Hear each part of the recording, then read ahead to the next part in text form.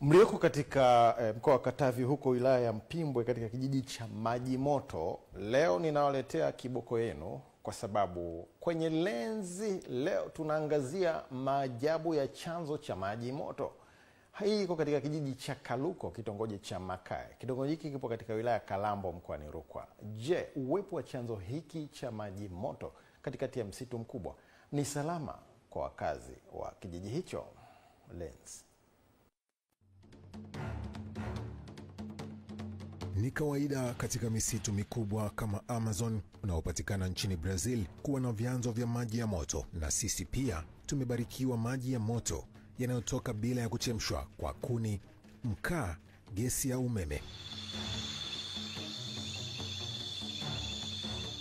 Mkoa wa Rukwa upo kwenye nyanda za juu kusini mwa Tanzania, ambapo umejaliwa kuwa na vivutio mbalimbali vya utalii, ikiwemo maporomoko ya maji ya mto Kalambo ambayo ni ya kwanza Afrika Mashariki na ni ya pili kwa ukubwa barani Afrika.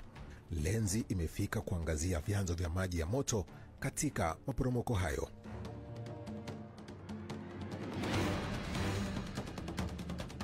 Je, uwepo wa chanzo hiki cha maji ya moto katikati ya msitu mkubwa ni salama kwa wakazi wa kitongoji hicho?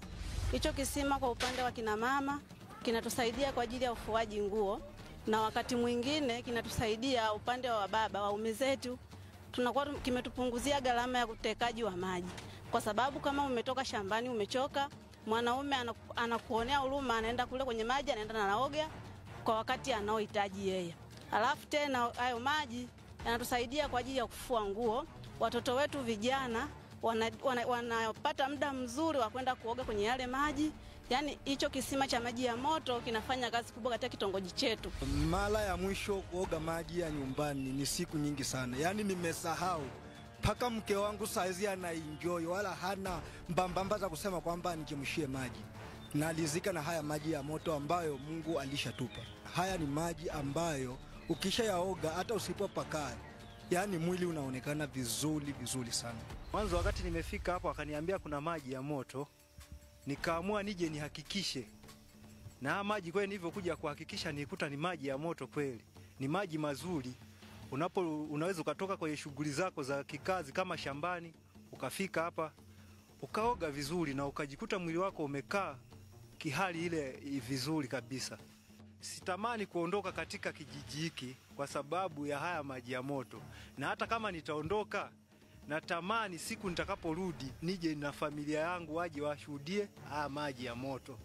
Wanawake wenyeji wa kijiji cha Kaluko, kitongoji cha Makae, kweli wamepata nafuu ya kuchemshia maji wenza wao. Je, wageni nao wanasemaje kuhusu uwepo wa maji haya ya moto kijijini hapo?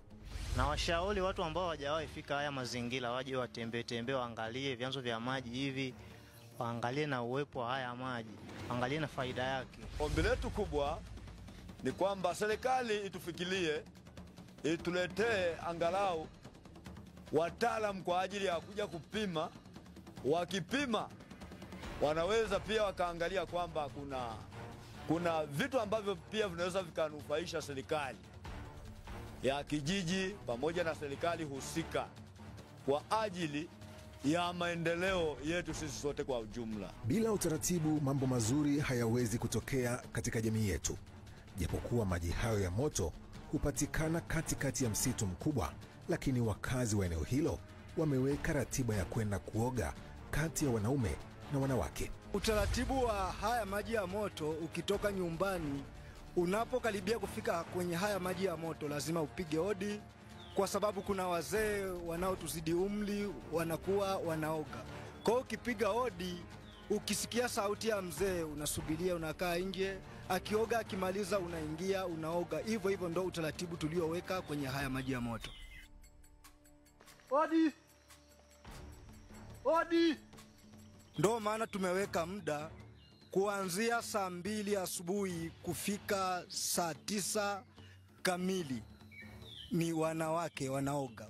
Kuanzia saa 9:30 mpaka saa 12 mpaka saa 4 usiku ni wanaume. Wananchi wa hiki kijiji wote wameelimishwa na kwa sababu kila mtu anatumia muda wake wa kwenda kwenye maji. Hakuna mwanamke hawezi akaenda saa 9 wala saa 11 kwenda kuoga kwenye yale maji. Hapana. Anajua huu muda sio muda wake, ni muda wa wanaume. Na mwanaume hawezi akaenda kule mtoni kuanzia saa 5, saa 6, saa 7 wala saa 8. Anajua mida hiyo ni ya wanawake wapo kufua na kwa ajili ya kuoga. Mji bila ya wazee ni vurugu tupu. Lenzi imewafikia baadhi ya wazee ambao wanatupa simulizi kidogo, shughuli zilizokuwa zikifanyika tangu enzi na enzi, ikiwa ni pamoja na matambiko. Tuseme zamani tulipokuwa tunakaa watu kama mwaka hivi, mnapoelekea kupanda mazao ya mwaka kipindi cha masika, tulikuwa mkienda pale mnaomba, mnatambikia watu, mnapokuja kulima vyakula watu tulikuwa tunapata hadi mkiingia polini munga na wapa kama tunyama tusungula na wapi. Kama miaka ya nyuma vitu vilikuwa viaingia kwenye mambo ya uhifadhi. Zamani kile kilikuwa kinatumika kama jinsi Mungu alivyovitoa kuwa viwe ni vya kutumia binadamu. Mkienda pale mambo ya kutambikia na familia, mkiimba wimbo twalila amali ya mwene.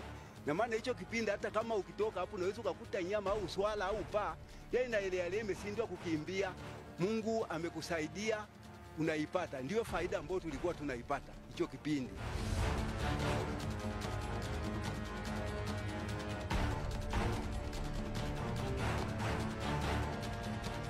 Rukwa ina mambo mengi sana ambayo yanazidi kuibuliwa na mwanalenzi wetu Amos Wilson na kuandaliwa na Marco Kilo, na mimi ni Exaudi Mtei kukuwasilishia simulizi hii.